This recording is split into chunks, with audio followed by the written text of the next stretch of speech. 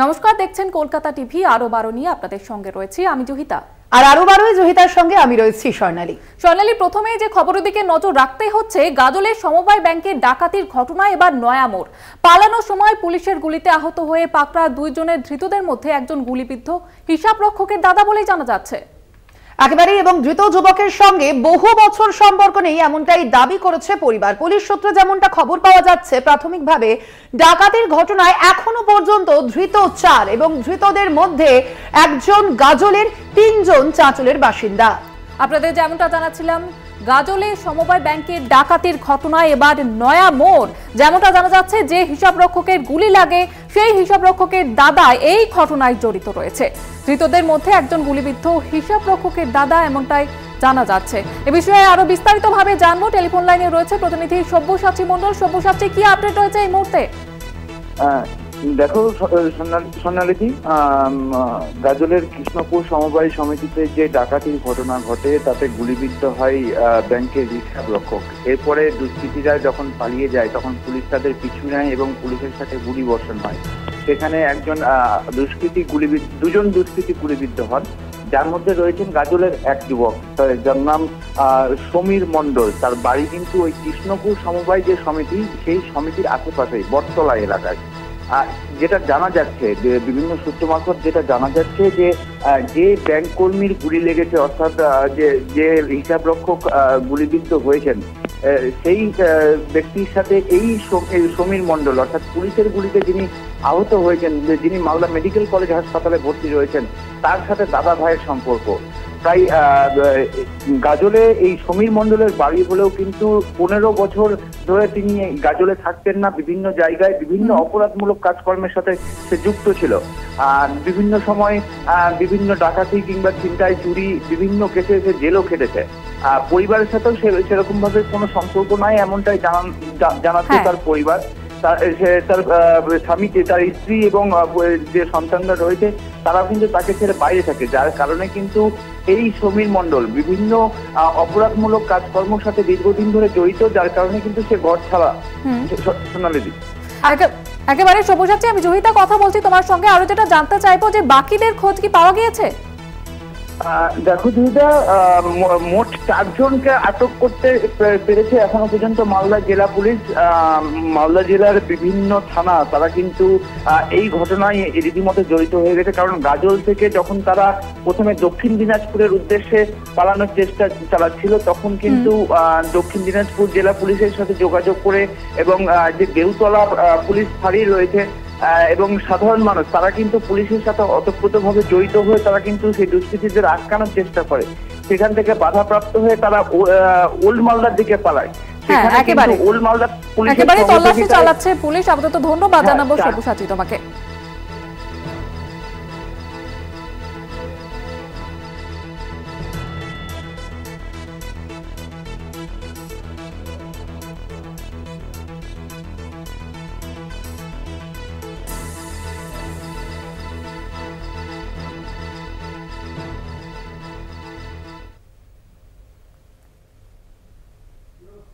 আর জহিতা, এবার যে গুরুত্বপূর্ণ খবরের দিকে নজর রাখবো আমরা, উত্তরবঙ্গকে উত্তর পূর্ব উন্নয়ন মন্ত্রকে অন্তর্ভুক্ত করার প্রস্তাব। প্রধানমন্ত্রী নরেন্দ্র মোদীর সঙ্গে দেখা করে আর্জি জানিয়েছেন কেন্দ্রীয় উত্তর পূর্ব উন্নয়ন মন্ত্রকের প্রতিমন্ত্রী সুকান্ত মজুমদার। একেবারে, এবং তার এই মন্তব্যের পরে কিন্তু একেবারে বিতর্ক শুরু হয়ে গেছে। রাজ্য একেবারে তোলপাড়। যেমনটা জানাচ্ছিলাম আপনাদের, উত্তরবঙ্গকে উত্তর পূর্ব উন্নয়ন মন্ত্রকে অন্তর্ভুক্ত করার প্রস্তাব দিয়েছেন সুকান্ত মজুমদার। তিনি ঠিক কি বলেছেন আপনাদের শোনাবো। আজ মাননীয় প্রধানমন্ত্রীর সাথে আমি দেখা করেছি এবং দেখা করে মাননীয় প্রধানমন্ত্রীর হাতে একটি প্রস্তাব তুলে দিয়ে এসেছি। আপাতত যে একটি প্রেজেন্টেশন তুলে দিয়ে এসেছি, যাতে নর্থ ইস্টের সাথে উত্তরবঙ্গের সিমিলারিটি কী কী আছে এবং তার ফলে উত্তরবঙ্গকে নর্থ ইস্টের অন্তর্ভুক্ত করা যেতে পারে, এই ধরনের প্রপোজাল আমি মাননীয় প্রধানমন্ত্রীকে দিয়েছি। এবার মাননীয় প্রধানমন্ত্রী তার বিচার করবেন এবং আগামী দিনে যদি নর্থ ইস্টের সাথে উত্তরবঙ্গ যুক্ত হয়, উত্তরবঙ্গ পশ্চিমবঙ্গের অংশ হিসেবে নর্থ ইস্টের সাথে যদি যায়, তাহলে পরে স্বাভাবিকভাবেই উত্তরবঙ্গে কেন্দ্রীয় যে প্রকল্পগুলো আছে সেই প্রকল্পের টাকা অনেক বেশি পরিমাণে পাওয়া যাবে এবং তার সাথে সাথে এই এলাকা অনুন্নত এবং এই এলাকার উন্নয়ন হবে। এবং আমার মনে হয় রাজ্য সরকারেরও এতে বাধা থাকবে না, বা রাজ্য সরকারের সহযোগিতা আমরা পাবো। মাননীয় প্রধানমন্ত্রীর হাতে প্রস্তাব তুলে দিয়ে এসেছি আপাতত।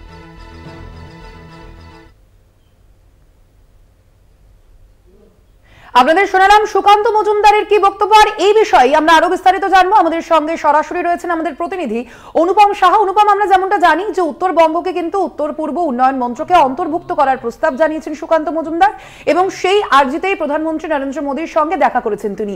ঠিক এই বিষয়ে তৃণমূল নেতৃত্ব তাদের ঠিক কি প্রতিক্রিয়া, তারা কি বলছেন, কিভাবে দেখছেন এই আর্জিকে?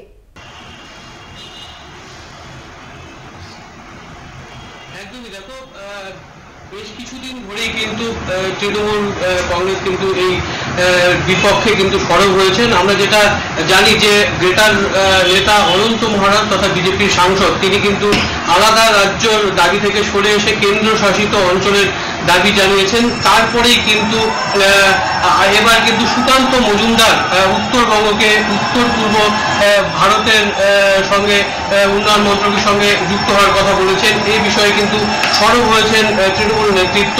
আমরা পেয়েছি এই মুহূর্তে রাজবংশী সম্প্রদায়ের মানুষ তথা তৃণমূল নেতৃত্ব পার্থপ্রতিম রায়কে।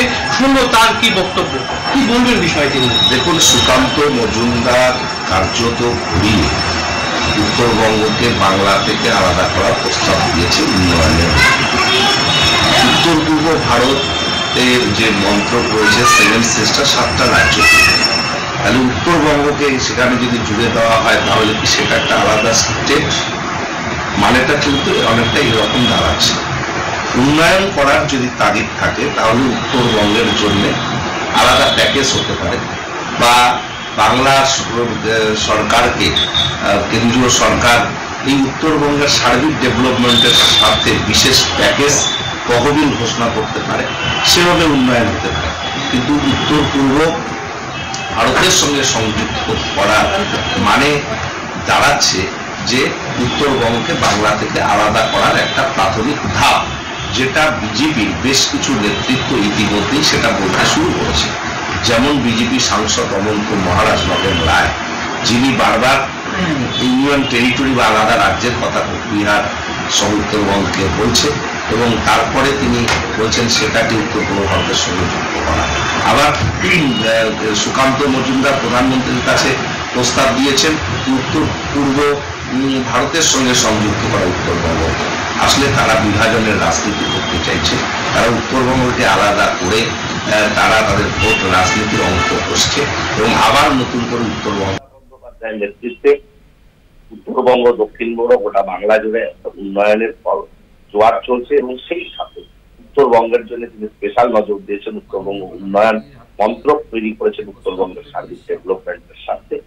আমরা চাই যে কেন্দ্রীয় সরকার তার বিশেষ অর্থনৈতিক প্যাকেজ বা বিআরজিএফ ফান্ডের আন্ডারে এনে কোচবিহার সহ উত্তরবঙ্গের সার্ভিস ডেভেলপমেন্ট করুক।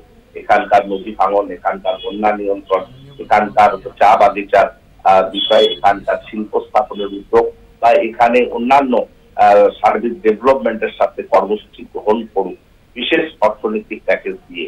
কিন্তু এরকম ভাবে উত্তর পূর্ব ভারতের সঙ্গে যুক্ত করার আছিলার বাংলাকে ভাগ করার যে চক্রান্ত চলছে সেটাকে আমরা ধিক্কার জানাই এবং এই ধরনের ভিন্ন প্রয়াসের প্রতিবাদের প্রয়োজনে আমরা নেত্রীর সঙ্গে কথা বলে আমরা রাস্তায় নামতেও প্রস্তুত করেছি। উত্তরবঙ্গের তো সিংহভাগ সাংসদ রয়েছে বিজেপি, তো সেই জায়গায় উন্নয়নের ক্ষেত্রে কি কোনো বাধা হচ্ছে? দেখুন, তারা মুখে এক কথা বলছে, কাজ করার ক্ষেত্রে আলাদা করার কথা বলছে। উত্তরবঙ্গ থেকে তারা বহু সাংসদ জয়যুক্ত হয়েছে, কিন্তু উত্তরবঙ্গের নিরিখে তারা কোনো তারা এই ধরনের বিভিন্ন ধরনের প্রস্তাব দিয়ে আসলে উত্তরবঙ্গে একটা অস্থিরতা পরিবেশ তৈরি করবার চেষ্টা করছে এবং বিভিন্ন ধরনের এর আগে যে রক্তক্ষয়ী আমরা কার্যকলাপে উত্তরবঙ্গের মাটিতে রাম জামানায় দেখেছি তাকে ফিরিয়ে আনার একটা কৌশল অবলম্বন করার চেষ্টা করছে বিজেপি। আমরা ধিক্কার জানাই তাদের এই মতলব। বুঝতে পারছি জহিদা যে কোচবিহারে কিন্তু তৃণমূল কংগ্রেসের আমলে কিন্তু দীর্ঘ উন্নয়ন হয়েছে। ইতিমধ্যে কিন্তু কোচবিহার শহরকে হেরিটেজ ঘোষণা করা হয়েছে। পাশাপাশি মেডিকেল কলেজ এবং ইঞ্জিনিয়ারিং কলেজ কিন্তু তৃণমূল কংগ্রেসের জামানাতেই কোচবিহারে হয়েছে। শুধু তাই নয়, বিজেপির তরফ থেকেও কিন্তু স্পোর্টস হাব করার কথা ছিল নিউ কোচবিহার স্টেশন সংলগ্ন এলাকায়, সেখানেও কিন্তু সেটা বীজ পাওয়ার জলে রয়েছে তবে উন্নয়ন কি বঞ্চিত রয়েছে কোচবিহার বা উত্তরবঙ্গে, সে নিয়েই কিন্তু প্রশ্ন উঠতে শুরু করেছে। একেবারেই অনুপম, অর্থাৎ বোঝাই যাচ্ছে যে কোথাও গিয়ে এই যে আরজি কেন্দ্রীয় প্রতিমন্ত্রী, সেই আরজিকে কিন্তু বিভাজনের রাজনীতি হিসেবেই দেখছে তৃণমূল নেতৃত্ব। আপাতত ধন্যবাদ তোমায়। আমাদের সঙ্গে সরাসরি ছিলেন আমাদের প্রতিনিধি অনুপম সাহা। উত্তরবঙ্গকে উত্তর পূর্ব উন্নয়নের মন্ত্রকের সঙ্গে যুক্ত করা হোক, এমনটাই দাবি জানিয়েছেন সুকান্ত মজুমদার। কেন্দ্রীয় সরকারের কাছে এমনটাই আবেদন জানিয়েছেন কেন্দ্রীয় শিক্ষা প্রতিমন্ত্রী সুকান্ত মজুমদার। আর এ বিষয়ে রাজ্য সরকারের কোনো আপত্তি থাকবে না বলেও আশা প্রকাশ করেছিলেন তিনি। তবে তার মন্তব্যের পরে কিন্তু শুরু হয়ে গিয়েছে বিতর্ক। বালুরঘাটের সাংসদের দাবি, কেন্দ্রীয় সরকার এই বিষয়ে পদক্ষেপ করলে উত্তরবঙ্গ আরও বেশি সুযোগ সুবিধা পাবে।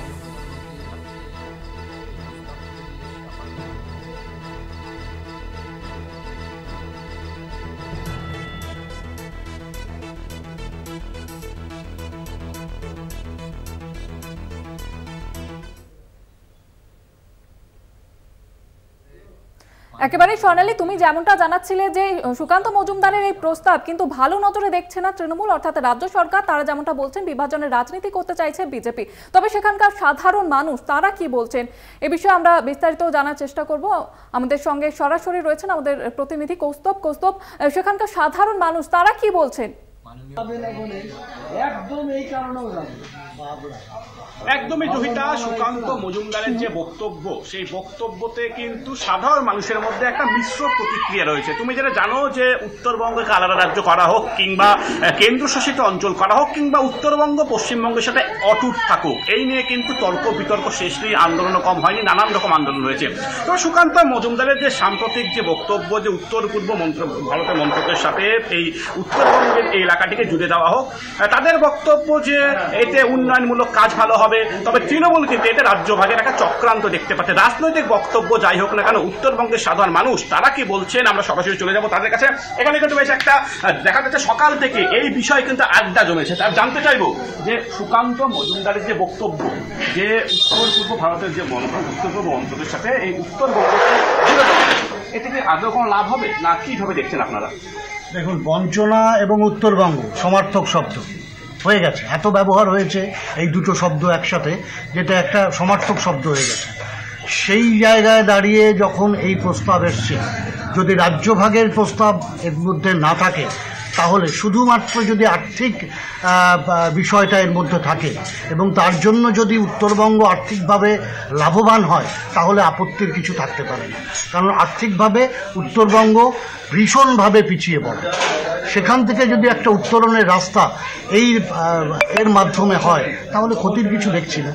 এর আগে শোনা গিয়েছিল যে কেন্দ্রশাসিত অঞ্চল করা হতে পারে বা এই সমস্ত বিষয়গুলো, তো এখন আবার অন্যরকম একটা চিন্তা ভাবনা, যেটা সুকান্ত মজুমদার বললেন। দেখুন, এটা দীর্ঘদিন আগে এই একই রকম একটা কথা দীর্ঘদিন আগে শোনা গেছিল যে আর্থিকভাবে উত্তর পূর্বাঞ্চলের সাথে উত্তরবঙ্গকে জুড়ে দেওয়া যায় কিনা।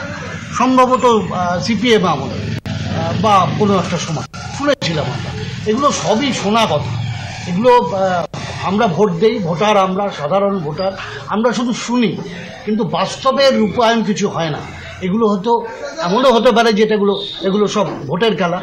এদিকে রাজ্যভাগের কোনো সম্ভাবনা দেখছেন আপনারা? যদি রাজ্যভাগের কোনো কথা এর মধ্যে থেকে থাকে, লুকিয়েও থাকে, তার বিরোধিতা আমরা বলছিলাম যে আপনারা তো দেখছেন, আপনারা উত্তরবঙ্গের বাসিন্দা, তো কতটা মানে এটা কি আপনাদের কাছে কোনো সুবিধা হবে বলে মনে করেন আপনারা, কি বলেন? না, বিষয়টা হচ্ছে যেটা সুকান্ত মজুমদার বলেছে, দেখলাম টিভিতে, সেটা যদি হয়ে আমাদের আর্থিক সচ্ছলতা বাড়ে, চিকিৎসার ব্যবস্থা বাড়ে, শিক্ষার ব্যবস্থা ভালো হয়, তাহলে আমরা সহমত আছি। কিন্তু দেখা গেল ওই নামেই এগুলা হলো, কার্যকরী কিছু হলো না, তাহলে সেটার পক্ষে আমি নেই। আপনারা কি চান সাধারণ উত্তরবঙ্গের মানুষ হিসেবে? মানুষ ভালো মতন থাকবে, শিক্ষা পাবে, স্বাস্থ্য পাবে, সব কিছু পরিষেবা পাবে, তবে সেটাই আমরা চাচ্ছি। তো কি মনে হয় যে উত্তরবঙ্গকে আদৌ কে বঞ্চিত? কি মনে হয় আপনাদের, কি মনে হয় উত্তরবঙ্গকে আদৌ বঞ্চিত?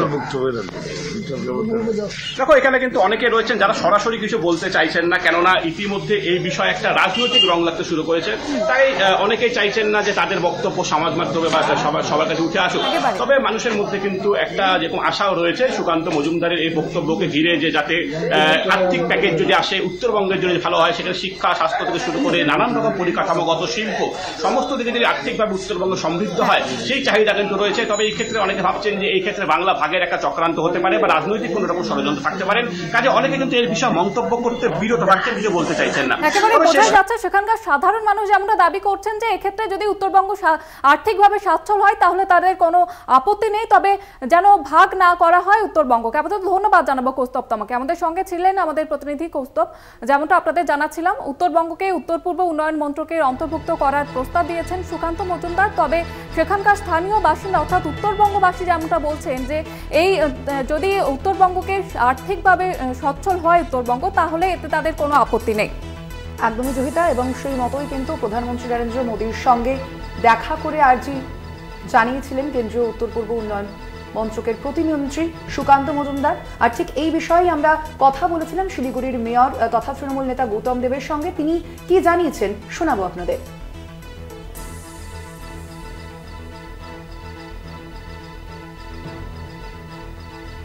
বাংলা একবার বিভাজিত হয়েছে, বাংলাকে আর খণ্ডিত আমরা দেখতে চাই না। বাংলাকে বিভাজন করা, বাংলা জায়গায় জায়গায় বিভিন্ন বিচ্ছিন্নতাবাদী শক্তিগুলোকে পুষ্টি যোগানো, মদত দেওয়া, এটা হিডেন এজেন্ডা। সেই এজেন্ডা নিয়ে বিজেপির নেতারা কখনো পাহাড়ে, কখনো ডুয়ার্সে, কখনো টেরায়, কখনো গঙ্গার ধারে, বিভিন্ন জায়গায় তারা তাদের মতো করে সেই বিষয়গুলোকে তোলে। এখন সুকান্ত বাবু আবার সেই একটা বিষয় তুলেছে, উত্তর পূর্বাঞ্চলে যে 8টি রাজ্য আছে সেই 8টি রাজ্য কেন্দ্রের বিশেষ সাহায্যপ্রাপ্ত, তার সাথে উনি উত্তরবঙ্গের 8টি জেলাকে তার মধ্যে ইন্টিগ্রেট করতে চাচ্ছেন। বেঙ্গলের একটা অংশকে নিয়ে এই ধরনের প্রস্তাব, এটা অত্যন্ত দুর্ভাগ্যজনক, আমরা নিন্দা করি। এটা একটা বিচ্ছিন্নতাকামী মনোভাব। সুকান্ত বাবু উত্তরবঙ্গের মানুষ, তিনি বাংলার সাংসদ, তার দেখা উচিত যে বাংলায় এবার বাজেটে একটাও কোনো দিশা জাগানো কোনো প্রকল্প।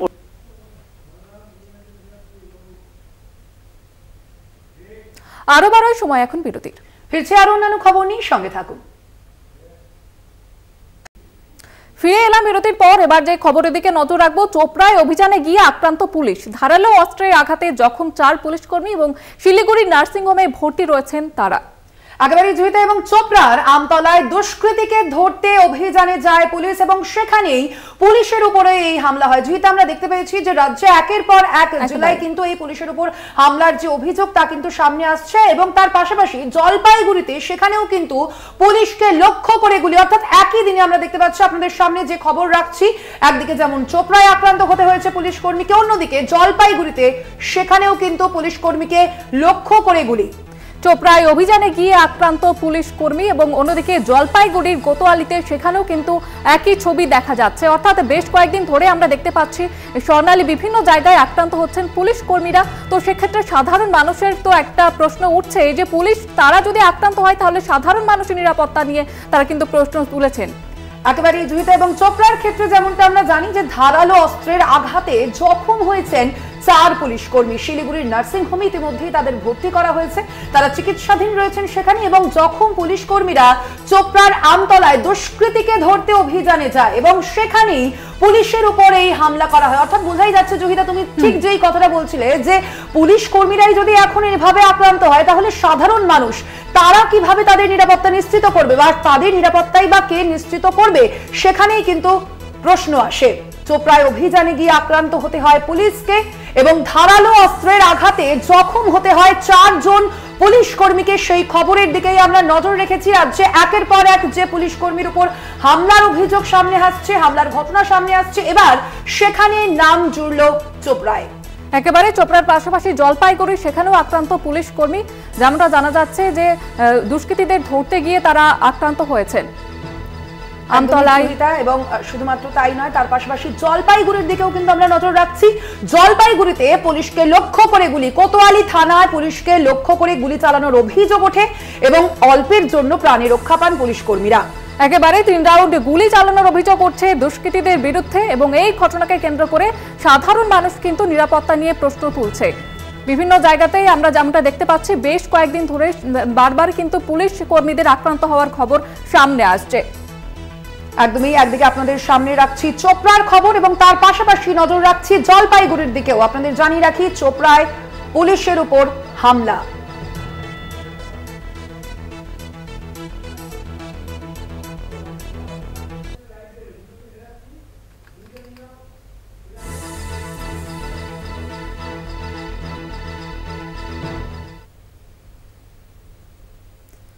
যেমনটা আপনাদের জানাচ্ছিলাম, চোপড়ায় অভিযানে গিয়ে এবার আক্রান্ত পুলিশ। যেমনটা জানা যাচ্ছে, ধারালো অস্ত্রের আঘাতে জখম 4 পুলিশ কর্মী।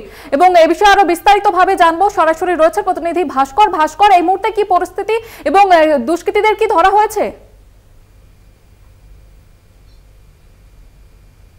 দেখো, বুধবার গভীর রাতে যখন চোপড়া এলাকা আমতলা এলাকায় যখন পুলিশ একটি রেটে যায়, অভিযানে যায়, সেই সময় পুলিশের উপর আক্রমণ করে, এমনকি পুলিশের গাড়ি ভাঙচুর করা হয়। পাশাপাশি 4 জন পুলিশ কর্মীকে আক্রান্ত করা হয়, যার মধ্যে একটি রয়েছে গাড়ির চালক, একটি এসআই, একটি কনস্টেবল আর একটি সিভিক, যার মধ্যে তাদেরকে 4 জনকে ধারালো অস্ত্র দিয়ে আঘাত করা হয়। একটি পুলিশ অফিসারের হাত কেটে দেওয়া হয় আর আরেকজনকে পেটে চাকু ঢুকিয়ে দেওয়া হয়। কি কারণে এমন ঘটনা ঘটছে, বারবার চোপড়া উঠে এসছে যে দুষ্কৃতীদের আক্রান্ত ঘটনা। কদিন আগে বাপি রায়, যে পঞ্চায়েত সমিতির সদস্যের স্বামী, তৃণমূল নেতা, তাকে নৃশংসভাবে গুলি করে মারা হলো। তার কয়েকদিন আগে জিসিবি বলে একজন যে ভাইরাল হয়েছিল, মোহাম্মদ সেলিম, যে ভাইরাল করেছিল ভিডিও, সে দেখা গিয়েছিল যে নৃশংসভাবে এক মহিলা এবং কি এক পুরুষকে বেধড়কভাবে মারধর করছিল।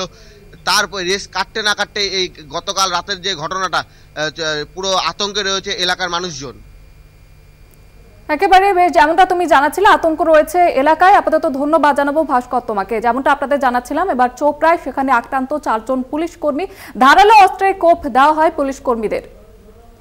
একেবারে জয়িতা, এবং শুধুমাত্র চোপড়ার খবরই নয়, তার পাশাপাশি জলপাইগুড়িতে সেখানেও কিন্তু পুলিশের উপর হামলার এই ঘটনা ঘটেছে। জলপাইগুড়িতে পুলিশকে লক্ষ্য করে গুলি চালানোর ঘটনা, কোতোয়ালি থানায় পুলিশকে লক্ষ্য করে গুলি চালানোর অভিযোগ সামনে এসেছে এবং অল্পের জন্য প্রাণে রক্ষা পান পুলিশ কর্মীরা। রীতিমতো 3 রাউন্ড গুলি চালানোর অভিযোগ সামনে এসেছে এবং এই অভিযোগ করা হয়েছে দুষ্কৃতীদের বিরুদ্ধে। এ বিষয়ে আমরা আরো বিস্তারিত জানবো। ফোন লাইনে রয়েছেন আমাদের প্রতিনিধি সুজিত দে। সুজিত, আমরা যেমনটা একদিকে দেখতে পাচ্ছি চোপড়ায় সেখানে যেমন পুলিশ কর্মীকে আক্রান্ত হওয়ার ঘটনা সামনে এসেছে, তার পাশাপাশি জলপাইগুড়িতেও কিন্তু একই চিত্র। এখানে ঠিক কি ঘটনা, এখনো পর্যন্ত কি জানা যাচ্ছে? দেখো, কাল রাতে কিন্তু 2:10 নাগাদ, সম্ভবত 2:10 নাগাদ, জলপাইগুড়ি যে দিন বাজার, সেই দিন বাজারেই কিন্তু কিছু দুষ্কৃতী, 4 জন দুষ্কৃতী একটি গাড়িতে করে এসেছিল। সেই গাড়িটা থেমেছিল। রাতের যে পিসি পার্টি, তারা জলপাইগুড়ি শহরে কিন্তু টহল দিচ্ছিল। সেই সময় গাড়িটাকে দেখে কিন্তু পুলিশের সন্দেহ হয়, কি কারণ, কেন দাঁড়িয়ে আছে এখানে। তারপরে কিন্তু যে পুলিশ কর্মী ছিল তিনি কিন্তু নেমে যায়, তাকে ধরে নামিয়ে নেয় গাড়ি থেকে ধস্তাধস্তে। তারপর কিন্তু সেই পুলিশকে দেখে কিন্তু ছাড়ানোর জন্য কিন্তু 3 রাউন্ড কিন্তু গুলি চালায়। সেই গুলি চালানোর পর কিন্তু সেই পুলিশ কর্মী কিন্তু তাকে ছেড়ে দেয়। ছেড়ে দেওয়ার পর কিন্তু তিনি ঝাঁপ দেয়। একাধিক জায়গায় তার কিন্তু পায়ে চোট লাগে, হাতে চোট লাগে। তারপর কিন্তু তারা কিন্তু পালিয়ে যায়। তাদেরকে বেশ কিছুক্ষণ চেস করার পর তারা কিন্তু পালিয়ে যায়। ঘটনাস্থলে কিন্তু আজ সকাল থেকে কিন্তু পুলিশ তদন্ত শুরু করেছে, সিসিটিভির ফুটেজ কিন্তু খতিয়ে নিয়েছে। ঘটনাস্থলে যারা ওই দোকানের ছিল 3 জন কর্মী, তাদেরকে কিন্তু জিজ্ঞাসাবাদের জন্য থানায় নিয়ে গেছে। শুধু এই ঘটনায় এখনো পর্যন্ত কি কাউকে গ্রেপ্তার বা আটক করা হয়েছে? গ্রেপ্তার আটক কাউকে করা হয়নি। তাদের দুষ্কৃতীদের খুঁজে কিন্তু তল্লাশি চলছে। এখন পর্যন্ত সিসিটিভির ফুটেজ খতিয়ে দেখছে। আর 3 জন যে দোকানের কর্মী ছিল রাতে, তাদেরকে কিন্তু নিয়ে যাওয়া হয়েছে জিজ্ঞাসাবাদের জন্য। সেক্ষেত্রে পুলিশকে লক্ষ্য করে যে গুলি চালানোর অভিযোগ, সেক্ষেত্রে যে দুষ্কৃতীদের বিরুদ্ধে এই অভিযোগ করা হচ্ছে, তাদের কোনো পরিচয় সামনে এসেছে এখনো পর্যন্ত? পুলিশ সূত্রে সে বিষয়ে কিছু জানা যাচ্ছে? পর্যন্ত কিন্তু পুলিশ এইভাবে কোনো কিছু মুখ খোলে নেই। পুলিশ একটাই কথা বলছে, তাদের খোঁজে তল্লাশি চলছে। সিসিটিভির ফুটেজ দেখে কিন্তু চিহ্নিত করা হচ্ছে। এই অবস্থায় এখন অবধি চলছে। একদমই। আপাতত ধন্যবাদ তোমায় সুজিত। আমরা কথা বলছিলাম, ফোন লাইনে ছিলেন আমাদের প্রতিনিধি সুজিত দে। জলপাইগুড়িতে পুলিশকে লক্ষ্য করে গুলি, কোতোয়ালি থানায় পুলিশকে লক্ষ্য করে গুলি চালানোর অভিযোগ করছে দুষ্কৃতীদের বিরুদ্ধে। তবে যেমনটা জানা যাচ্ছে, অল্পের জন্য প্রাণে রক্ষা পান পুলিশ কর্মীরা। 3 রাউন্ড গুলি চালানোর অভিযোগ করছে ওই দুষ্কৃতীদের বিরুদ্ধে। অন্যদিকে চাপড়াতে সেখানেও পুলিশকে ধারালো অস্ত্রের কোপ। অন্যদিকে একেবারে জয়িতা, তুমি যেমনটা জানাচ্ছিলে যে একদিকে জলপাইগুড়ি এবং তার পাশাপাশি চোপড়ায় সেখানেও কিন্তু একইভাবে পুলিশের উপর হামলার অভিযোগ সামনে এসেছে। চোপড়ার আমতলায় দুষ্কৃতীকে ধরতে অভিযানে যায় পুলিশ এবং সেখানে গিয়েই আক্রান্ত হতে হয় পুলিশ কর্মীদের। এবং ইতিমধ্যেই আপনাদের জানিয়ে রাখি, শিলিগুড়ি নার্সিং হোমে ভর্তি রয়েছেন জখম পুলিশ কর্মীরা। দুদিকে আপনারা যে ছবি দেখছেন কলকাতা টিভির পর্দায়, একদিকে আপনাদের সামনে রাখছি জলপাইগুড়ির যে ছবি, অন্যদিকে চোপড়ায় আক্রান্ত হতে হয়েছে পুলিশকে। আমরা দেখতে পাচ্ছি জয়িতা, রাজ্যে কিন্তু এই পুলিশের উপর যে আক্রমণের ঘটনা তা কিন্তু একের পর এক ঘটছে এবং আজ একই দিনে কিন্তু একদিকে জলপাইগুড়িতে পুলিশকে লক্ষ্য করে গুলি চালানোর অভিযোগ সামনে এসেছে, অন্যদিকে চোপড়ায়ও আক্রান্ত হতে হয়েছে পুলিশ কর্মীদের। এবং এখানেই প্রশ্ন উঠছে, সাধারণ মানুষের নিরাপত্তা কোথায়? আপনারা দেখতে পাচ্ছেন দুটি ছবি, একদিকে জলপাইগুড়িতে পুলিশকে লক্ষ্য করে গুলি, অন্যদিকে চোপড়ায় আক্রান্ত পুলিশ, সেখানে ধারালো অস্ত্র দিয়ে হামলা করা হয় পুলিশের উপরে। যেমনটা জানা যাচ্ছে 4 জন পুলিশ কর্মী তারা আক্রান্ত হয়েছেন।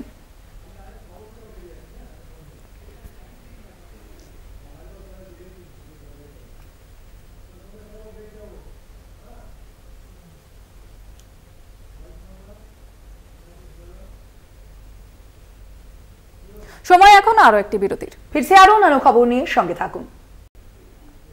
আরো 12 নিয়ে ফিরে এলাম বিরতির পর। আর এই মুহূর্তে যে খবরের দিকে নজর রাখবো, হাইকোর্টে 2014 সালের টেট মামলা, 2014 টেট উত্তীর্ণদের তথ্য পর্ষদের কাছেই আদালতে জানালো সিবিআই। একেবারেই তথ্য সিবিআইয়ের হাতে। আগে জানাই পর্ষদ 2023-এর 1 এপ্রিল পর্ষদের হাতে টেট পাসের যে তথ্য পর্ষদের হাতে তুলে দেয় এস বসু রায় এবং অ্যান্ড কোম্পানি। সিবিআইয়ের কাছে তথ্য নেই, আদালতের দাবি সিবিআইয়ের আইনজীবী। একেবারে জুইতা এমনটাই দাবি করেছে সিবিআইয়ের আইনজীবী যে সিবিআইয়ের কাছে বিষয়ে তথ্য নেই, এমনটাই দাবি করা হয়েছে সিবিআইয়ের আইনজীবীর পক্ষ থেকে। আপনাদের জানিয়ে রাখি, আদালতে এমনটা জানিয়েছে এবার সিবিআই। 2014 যে টেট মামলা সেই সম্পর্কেই কিন্তু এমনটা জানানো হয়েছে সিবিআইয়ের পক্ষ থেকে।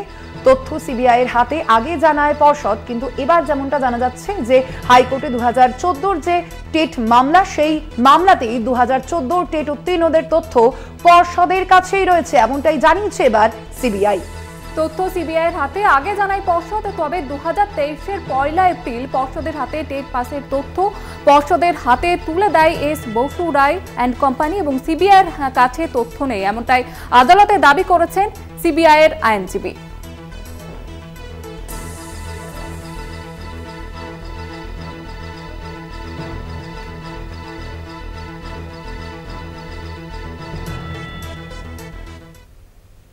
এবার নদিয়া দিকে নজর রাখবো। নদিয়ার কল্যাণীতে গণপিটুনিতে যুবকের মৃত্যুর অভিযোগ। চোর সন্দেহে যুবককে গাছে বেঁধে মারধরের অভিযোগ করছে পুলিশ। উদ্ধার করে হাসপাতালে নিয়ে গেলে মৃত ঘোষণা এবং 3 জনকে গ্রেপ্তার করেছে পুলিশ।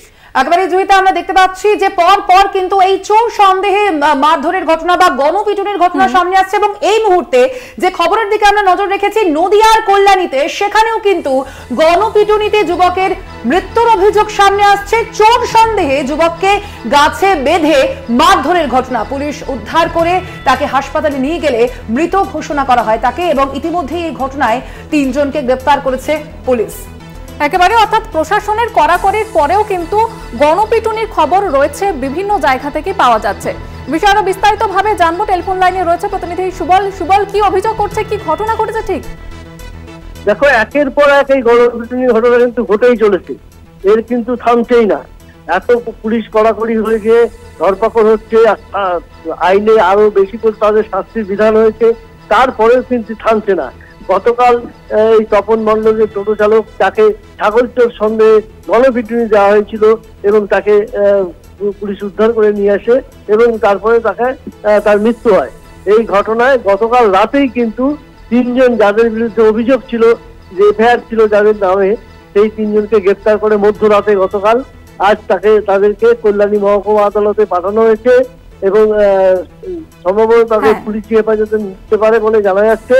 এবং এই ঘটনা আরো কারো কেউ জড়িত আছে কিনা সেগুলো কিন্তু খতিয়ে দেখবে পুলিশ, কিভাবে এই পরিস্থিতি সামাল দেওয়া যায়। বিশেষ করে এই যেভাবে গণপিটুনি ঘটনা ঘটেই চলেছে একের পর এক, তাকে কিন্তু রোখার জন্য পুলিশ কিন্তু তৎপর, তার সত্ত্বেও কিন্তু এরকম ঘটনা ঘটে যাচ্ছে। এইটাকে নিয়ে কিন্তু চিন্তিত পুলিশও। আপনাদের ধন্যবাদ জানাবো সুবল। যেমনটা আপনাদের জানাচ্ছিলাম, নদিয়ার কল্যাণীতে গণপিটুনিতে যুবকের মৃত্যুর অভিযোগ। চোর সন্দেহে যুবককে গাছে বেঁধে মারধর, পুলিশকে উদ্ধার করে হাসপাতালে নিয়ে গেলে মৃত বলে ঘোষণা করা হয় ওই যুবককে। 3 জনকে গ্রেপ্তার করা হয়েছে এই ঘটনায়। একেবারে ধৃত। এর আগে আমরা দেখেছি কিন্তু উত্তর 24 পরগনার বারাসাত থেকে শুরু করে ব্যারাকপুর, বনগাঁ, সেখানে কিন্তু ছেলেধারা সন্দেহে প্রথমেই গণপিটুনির ঘটনা সামনে এসেছিল এবং তার পরবর্তীতে আমরা দেখেছি খাস কলকাতার বউবাজার থেকে শুরু করে সল্ট লেক সেখানে এবং তারকেশ্বর, ঝাড়গ্রাম, প্রত্যেকটি ক্ষেত্রেই কিন্তু এই যে চোর সন্দেহে যে গণপিটুনির ঘটনা তা কিন্তু সামনে এসেছে এবং এবার আবারও সেই ঘটনা এবং সেই ঘটনা ঘটেছে নদিয়ার কল্যাণীতে। ইতিমধ্যে এই ঘটনায় গ্রেপ্তার করা হয়েছে 3 জনকে।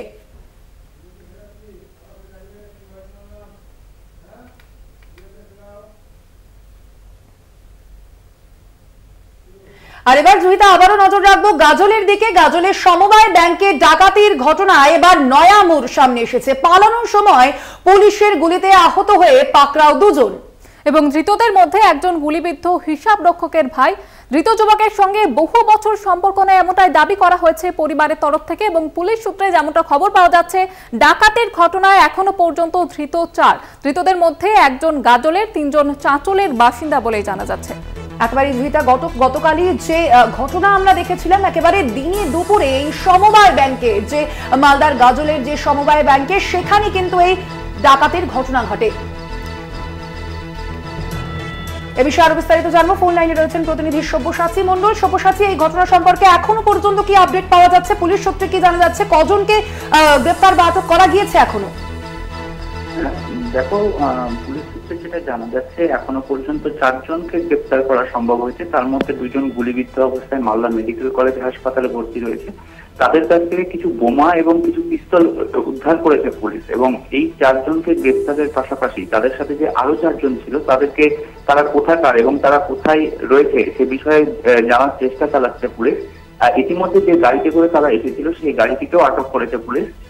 যেটা জানা যাচ্ছে যে এই যে 4 জন ধরা পড়েছে তার মধ্যে একজন গুলিবিদ্ধ অবস্থায় ভর্তি রয়েছেন মালদা মেডিকেল কলেজ হাসপাতালে, যার নাম সমীর মণ্ডল, যে কিন্তু গাজলেরই বাসিন্দা। এবং যে গুলিবিদ্ধ অবস্থায় যে দুষ্কৃতী সমীর মণ্ডল ধরা পড়েছে এবং যে ব্যাংক কর্মী গুলিবিদ্ধ হয়েছেন তারা কিন্তু সম্পর্কে দাদা ভাই। এই যার কারণে কিন্তু পুলিশ তদন্তে আরো জোর বাড়িয়েছে। কারণ এই যে সমীর মণ্ডল, তার বাড়ি গাজলে এবং দীর্ঘদিন ধরে সে গাজলের বাইরে ছিল। তার পরিবারের সাথে সম্পর্কটা বিচ্ছেদ ছিল কারণ সে বিভিন্ন অপরাধমূলক কাজকর্মের সাথে জড়িত, এমনটাই কিন্তু জানিয়েছেন জেলা পুলিশ সুপার। তার পরিবারের তরফ থেকে এমনটা দাবি জানানো হয়েছে, কিন্তু জেলা পুলিশ সুপার বলছে পুরো ঘটনা ইনভেস্টিগেশনের পরেই পুরো ঘটনা সামনে আসবে। সেক্ষেত্রে সব্যসাচী, তুমি যেমনটা জানাচ্ছ যে সেই যে দুষ্কৃতী দলের যে ডাকাতির ঘটনা, সেই ঘটনার মধ্যে যে একজন দুষ্কৃতী রয়েছে অর্থাৎ সমীর মণ্ডল, তার সঙ্গে এই ব্যাংকের যিনি হিসেব রক্ষক ছিলেন অর্থাৎ যোগেশ্বর মণ্ডল, তার সঙ্গে তাদের দাদা ভাইয়ের সম্পর্ক। সেক্ষেত্রে এখানে কি কোনো পারিবারিক শত্রুতার জেরে এই ডাকাতির ঘটনা, সেরকম কি কিছু বলা হচ্ছে? পুলিশ সূত্রে কি জানা যাচ্ছে এখনো পর্যন্ত সে বিষয়ে? না, পুলিশ সূত্রে তেমন ভাবে এখনো পুলিশ সুপার যেটা জানিয়েছেন যে টোটাল ঘটনা এখন তদন্ত সাপেক্ষ, কারণ পুরো ঘটনা নিয়ে তদন্ত চলছে। কিন্তু যে দুষ্কৃতী অর্থাৎ সমীর মণ্ডল, তার পরিবার জানাচ্ছে যে পারিবারিক কোনো শত্রুতা নেই। কারণ এই সমীর মণ্ডল কিন্তু এই 15 বছর ধরে বাড়ি ছাড়া ছিল, কারণ সে বিগত দিনে একটি কেসে গ্রেপ্তার হয় এবং তারপর থেকে সে বাড়ির বাইরে ছিল এবং বিভিন্ন অপরাধমূলক কাজকর্মের সাথে জড়িত ছিল। এই যে সমীর মণ্ডল, সে কিন্তু তার পরিবারের থেকে বাইরে থেকে কিন্তু বিভিন্ন অপরাধমূলক কাজকর্ম সাথে যুক্ত ছিল। ফলে সমীর মণ্ডল এতদিন কোথায় ছিল কিংবা তার সাথে ব্যাংকের কি সম্পর্ক সে বিষয়ে তার পরিবারের লোকেরাও কিছু জানাতে পারছে না। সেক্ষেত্রে কি অন্য কোনো ষড়যন্ত্রের সন্দেহ করছে পুলিশ এ বিষয়ে? কালকে জেলা পুলিশ সুপার গতকাল রাতে যে সংবাদ মাধ্যমের সামনে যা বলেছেন তা হচ্ছে পুরোটাই তদন্ত সাপেক্ষ। এখনো পর্যন্ত 4 জনকে গ্রেপ্তার করা সম্ভব হয়নি। ফলে যে 2 জন মালদা মেডিকেল কলেজ হাসপাতালে গুলিবিদ্ধ অবস্থায় ভর্তি রয়েছেন এবং দুজনকে গ্রেপ্তার করেছে, তাদেরকে জিজ্ঞাসাবাদ চালাচ্ছে এবং তাদের সাথে কারা কারা জড়িত বা কারা জড়িত থাকতে পারে পুরো ঘটনা নিয়ে কিন্তু তদন্ত চালাচ্ছে পুলিশ। একেবারে আপাতত ধন্যবাদ তোমায় সব্যসাচী। আমরা কথা বলছিলাম, ফোন লাইনে ছিলেন আমাদের প্রতিনিধি সব্যসাচী মণ্ডল।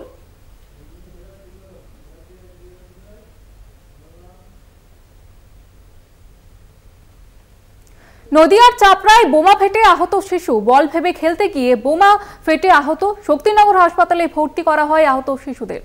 একেবারে এবং সেই ঘটনার তদন্তে ইতিমধ্যেই নেমেছে চাপড়া থানার পুলিশ। আপনাদের জানিয়ে রাখি, চাপড়া এবার বল ভেবে খেলতে গিয়ে বোমা ফেটে আহত এক শিশু, যেমনটা জানা যাচ্ছে।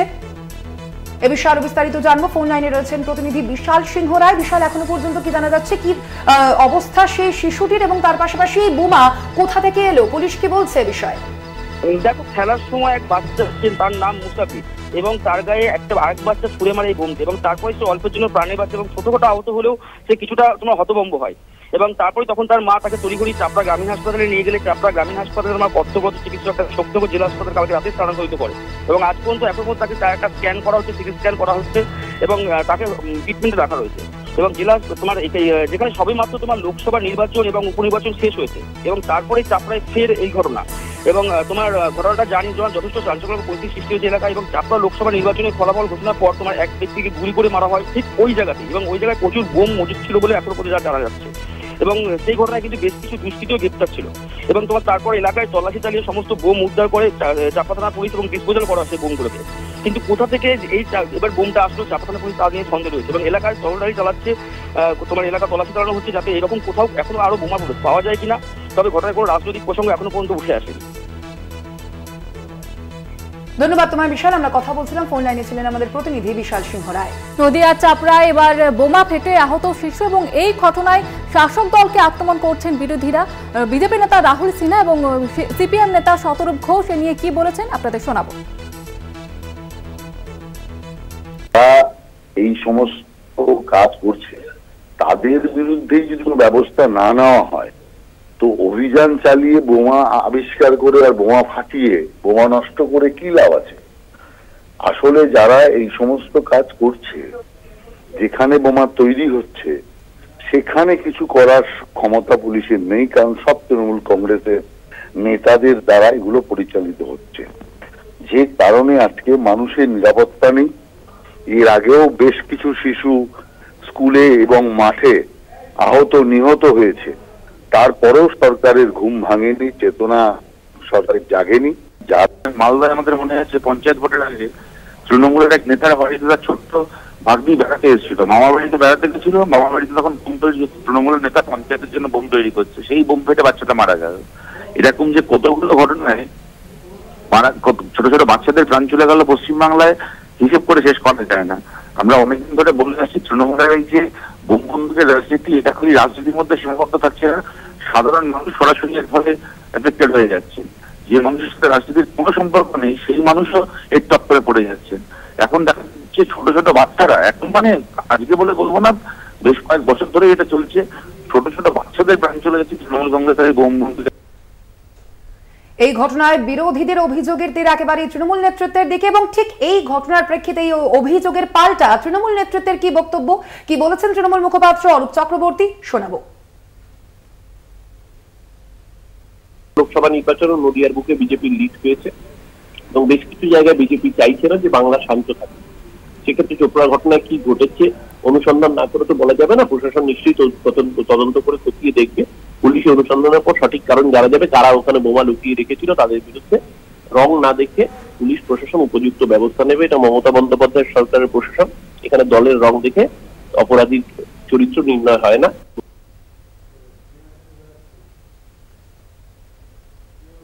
আরো এখন সময় আরো একটা ছোট্ট বিরতির। ফিরছি বিরতির পর, সঙ্গে থাকুন। ফিরে এলাম বিরতির পর। সংসদে গ্রেটার কোচবিহারের দাবিতে সরব অনন্ত মহারাজ। বিজেপি রাজ্যসভার সাংসদ অনন্ত মহারাজ কেন্দ্রীয় স্বরাষ্ট্রমন্ত্রী অমিত শাহকে এবার বার্তা দিলেন, গ্রেটার কোচবিহারের দাবি তুললেন তিনি। একেবারেই জহিতা, এবং অনন্ত মহারাজের বার্তা এবার অস্বস্তিতে বিজেপি, অর্থাৎ বোঝাই যাচ্ছে এবার কিন্তু কেন্দ্রীয় স্বরাষ্ট্রমন্ত্রী অমিত শাহকে এই বার্তা দিয়েছেন রাজ্যসভার বিজেপি সাংসদ অনন্ত মহারাজ, এবং সংসদে গ্রেটার কোচবিহারের দাবিতে সরব হলেন এবার অনন্ত মহারাজ। বিজেপির রাজ্যসভার সাংসদ অনন্ত মহারাজ এবং কেন্দ্রীয় স্বরাষ্ট্রমন্ত্রী অমিত শাহকে এবার সে বিষয়ে বার্তা দিয়েছেন তিনি, এবং অনন্ত মহারাজের এই বার্তায় এবার অস্বস্তিতে বিজেপি শিবির।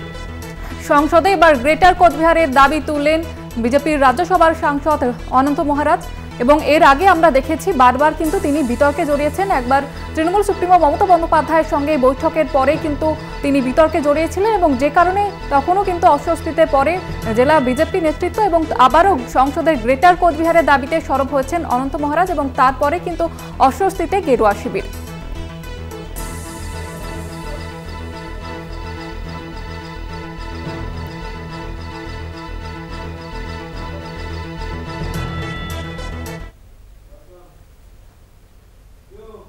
আর এবার জয়িতা নজর রাখবো কুলতলির দিকে। কুলতলির সাদ্দাম সর্দারের বাড়িতে উদ্ধার আগ্নেয়াস্ত্র, পয়তার হাটের বাড়িতে উদ্ধার অস্ত্র সহ আরো জিনিস।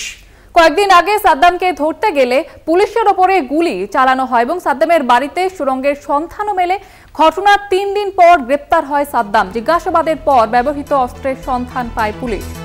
এবার কুলতলির সাদ্দাম সর্দারের বাড়িতে উদ্ধার হলো অস্ত্র এবং আপনাদের মনেই আছে আমরা যেমনটা আমরা দেখেছি যে কুলতলিতে সেখানে কিন্তু সাদ্দাম সর্দারের বাড়িতে যখন অভিযানে যায় পুলিশ কর্মীরা, সেখানেই পুলিশের উপর গুলি চালানোর অভিযোগ সামনে আসে এবং সেই ঘটনারই কিন্তু 3 দিন পর গ্রেপ্তার করা হয় এই সাদ্দাম সর্দারকে। যেমনটা আপনাদের জানিয়েছিলাম সেই মুহূর্তেও আমরা দেখেছি যে সিপিএম নেতা মান্নান খানের যে ভেড়ি, মাছের ভেড়ি ছিল, সেখান থেকেই গ্রেপ্তার করা হয় এই সাদ্দামকে। কথা বলবো এই বিষয়ে বিস্তারিত জানবো। ফোন লাইনে রয়েছেন প্রতিনিধি প্রিয়গোপাল মুখোপাধ্যায়। প্রিয়গোপাল, এই সাদ্দাম সর্দারের বাড়িতে এবার উদ্ধার হলো অস্ত্র, সে বিষয়ে আরো কি কি তথ্য সামনে আসছে এবার? একদমই দেখো, কুলতলি সাদ্দাম সর্দারের বাড়ি থেকে গতকাল বুধবার গভীর রাতে কিন্তু পুলিশ তদন্ত চালিয়ে অস্ত্র সহ একাধিক কিন্তু জিনিসপত্র উদ্ধার করেছে। সাদ্দামকে জেরা করে বুধবার রাতে তার পয়তারহাট যে বাড়ি, সেই পয়তারহাট বাড়ি থেকে আগ্নেয় অস্ত্র সহ আরো কিছু জিনিস উদ্ধার করে পুলিশ। দিন কয়েক আগে প্রতারণা চক্রের সাথে যুক্ত থাকার জন্য সাদ্দামকে ধরতে তার বাড়িতে পুলিশ গেলে পুলিশের ওপর গুলি চালানো হয় বলে অভিযোগ। ঘটনার 3 দিন পরে কিন্তু গ্রেপ্তার হয় সাদ্দাম। অবশেষে তাকে বারুইপুর মহকুমা আদালতে তোলা হলে মহামান্য আদালত তাকে 10 দিনের পুলিশ হেফাজতের নির্দেশ দেয় এবং 10 দিনের পুলিশ হেফাজতের পরে এবং পুলিশ হেফাজতের তার জেরায় তার সামনে আছে তার বাড়ি থেকে রয়েছে আগ্নেয় অস্ত্র এবং সেই মতো সাদ্দামকে তার বাড়িতে নিয়ে গিয়ে যে সেই আগ্নেয় অস্ত্র সহ আরো বিভিন্ন জিনিস তার কাছ থেকে উদ্ধার করা হয়, এমনটাই পুলিশ সূত্রে খবর। একেবারেই আপাতত ধন্যবাদ তোমায় প্রিয়গোপাল। আমরা কথা বলছিলাম, ফোন লাইনে ছিলেন আমাদের প্রতিনিধি প্রিয়গোপাল মুখোপাধ্যায়।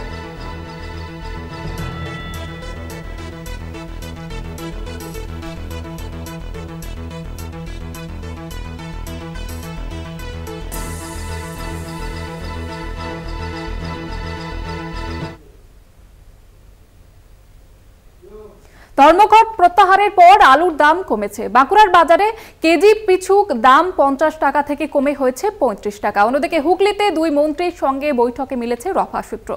হিমঘর থেকে বের করে বাজারে পাঠানো হচ্ছে ইতিমধ্যেই আলু। আমরা দেখেছি গতকালই কিন্তু রাজ্যের 2 মন্ত্রী অর্থাৎ পঞ্চায়েত মন্ত্রী প্রদীপ মজুমদার এবং কৃষি বিপণন মন্ত্রী বেচারাম মান্নার সঙ্গে বৈঠক করে আলু ব্যবসায়ী সমিতি এবং তারপরেই কিন্তু রফা সূত্র মেলে এবং তার পরবর্তীতেই আমরা দেখতে পাচ্ছি ধর্মঘট প্রত্যাহারের পর আলুর দাম কমেছে। বাঁকুড়ার বাজারে কেজি পিছু দাম 50 টাকা থেকে কমে 35 টাকা হয়েছে। বিষয় আরো বিস্তারিতভাবে জানবো। টেলিফোন লাইনে রয়েছে প্রতিনিধি স্বরূপ গঙ্গোপাধ্যায়। স্বরূপ, এখন দাম কিরকম রয়েছে আলুর এবং মধ্যবিত্তের স্বস্তি কি মিলেছে? দেখো, শনিবার দিন বাঁকুড়ার জয়পুরে একটি হোটেলে প্রগতিশীল আলু ব্যবসায়ী সমিতি তারা একটি বৈঠক করেন এবং সেই বৈঠক থেকে তারা সিদ্ধান্ত নেন রবিবার থেকে তারা কিন্তু রাজ্য জুড়ে কর্মবিরতি পালন করবেন এবং সেই কর্মবিরতি তারা চালিয়ে যান। সোমবার থেকে বাজারে কিন্তু আলুর একটা যোগানের ঘাটতি দেখা দিতে শুরু করে। গতকাল বাঁকুড়ার বিভিন্ন বাজারে কিন্তু আলুর দাম 50 টাকা ছুঁয়ে গিয়েছিল। স্বাভাবিকভাবেই যে আলুর বাজারে যে আলুর ঘাটতি সেটা কিন্তু লক্ষ্য করা গিয়েছিল, কারণ যেহেতু বাজারে আলুর যোগান ছিল না সেই কারণে কিন্তু আলুর দাম 50 টাকা ছুঁয়ে গেছিল, অর্থাৎ হাফ সেঞ্চুরি পর্যন্ত পৌঁছে গিয়েছিল। এবং গতকাল যখন রাজ্যের মন্ত্রীর সাথে বৈঠক হয় হুগলিতে এবং সেই বৈঠকের পরেই কর্মবিরতি প্রত্যাহার করে নেন প্রগতিশীল আলু ব্যবসায়ী সমিতি এবং এই প্রত্যাহারের পরেই কিন্তু গতকাল সন্ধ্যে থেকেই হিমঘরগুলির চেম্বার থেকে শেডের মধ্যে আলু নামতে শুরু করে এবং কালকে রাতের মধ্যে বেশ কিছু বাজারেও আলু পৌঁছে যায় এবং আলুর দাম আজকে বিভিন্ন বাজারে 30 থেকে 35 টাকার মধ্যে পৌঁছে যায়, অর্থাৎ প্রায় 15 টাকা কিন্তু আলুর দাম কমে যায়। এবং এই মুহূর্তে আলুর যোগান রীতিমতো শুরু হয়ে গিয়েছে, কারণ যেহেতু কর্মবিরতি প্রত্যাহার করে নিয়েছেন আলু ব্যবসায়ীরা এবং সেই জায়গায় দাঁড়িয়ে বিভিন্ন হিমঘর সারা রাজ্যের পাশাপাশি বাঁকুড়া জেলার বিভিন্ন হিমঘর থেকে ইতিমধ্যেই কোল্ড স্টোরেজ থেকে আলু ইতিমধ্যেই বিভিন্ন আলুর যে বাজার সেই আলুর বাজারে পৌঁছে গিয়েছে এবং তাতে স্বস্তির কিছুটা হলো নিঃশ্বাস পেলেন জেলার যারা ক্রেতারা রয়েছেন, কারণ যেভাবে দ্রব্যমূল্যের দাম বেড়েছে, সবজির দাম বেড়েছে, সেই জায়গায় আলুর দাম যদি বৃদ্ধি পেত আরো মানুষকে সমস্যায় পড়তে হবে এবং ঠিক সেখানেই কিন্তু এখন অনেকটাই স্বস্তি মিলবে মধ্যবিত্তের, এমনটাই বোঝা যাচ্ছে। আপাতত ধন্যবাদ তোমায় স্বরূপ। আমরা কথা বলছিলাম, ফোন লাইনে ছিলেন প্রতিনিধি স্বরূপ গঙ্গোপাধ্যায়।